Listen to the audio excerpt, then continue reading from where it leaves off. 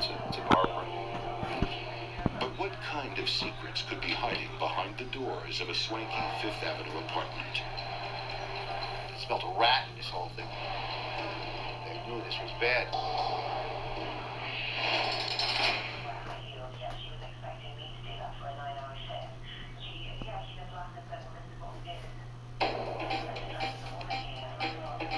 When Barbara Kogan's ex-husband George is shot on the street,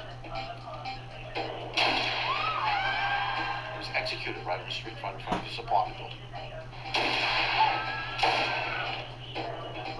she's too busy having her hair done to say a final farewell at the hospital.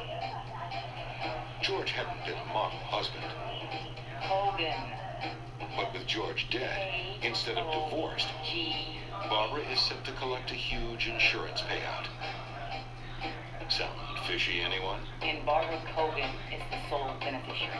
The insurance company actually launched their own investigation. Initially, they didn't want to pay. They smelled a rat in this whole thing. They knew this was bad. They could find no evidence pointing to her as being, connected to George's death, and so they ended up paying her out in two separate payments, $2 million at one point and the balance at another. Barbara pockets a total of $4.3 million in life insurance. But $500 haircuts will snip away at that cash pretty quickly. By 1998, she's spent it all and files for bankruptcy. That's not a grieving widow. That's a merry widow, celebrating. She lived very lavishly, and a lot of massages, some facelifts, some body work. She went through the money and ended up having to work later. She did some serious spending. She was basically a greedy individual who loves herself and money. So the policy is still in effect. The motive in this case seems clear. A deadly cocktail of revenge and greed. They honed in on her as a hit for hire. They thought it looked too slick. But Barbara Kogan seems to have gotten away scot-free. Until 2 years after the murder, somebody got arrested for financial crime. And that person claimed that he had information on the Kogan murder, and that somebody he knew by the name of Manuel Martinez, a lawyer, was involved in it. It was there that the police had this huge lead. detectives discover that Manny Martinez is Barbara Kogan's divorce attorney. We also found out that a week prior to the homicide, Mrs. Kogan and Manny Martinez had taken a trip together to Puerto Rico.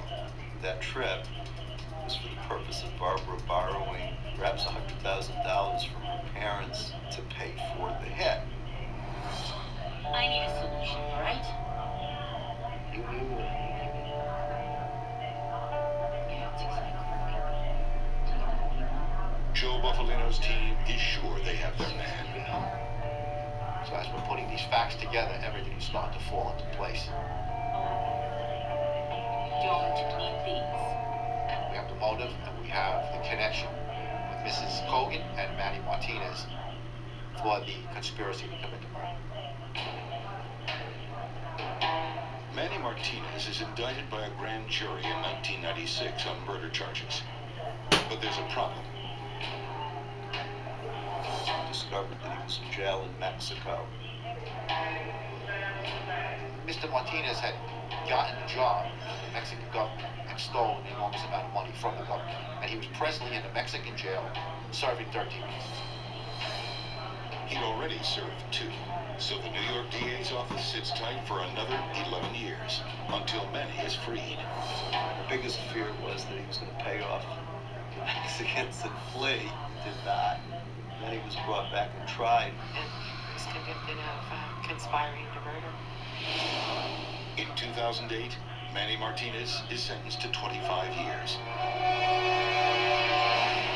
Now, nearly 20 years after the murder of George Kogan, the is closing in on his ex-wife, Barbara.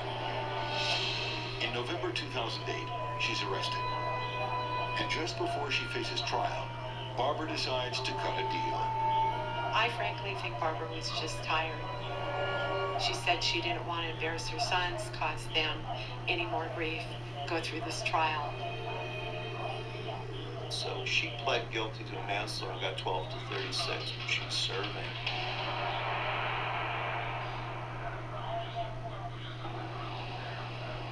As for who actually put 3 bullets into George Kogan's back,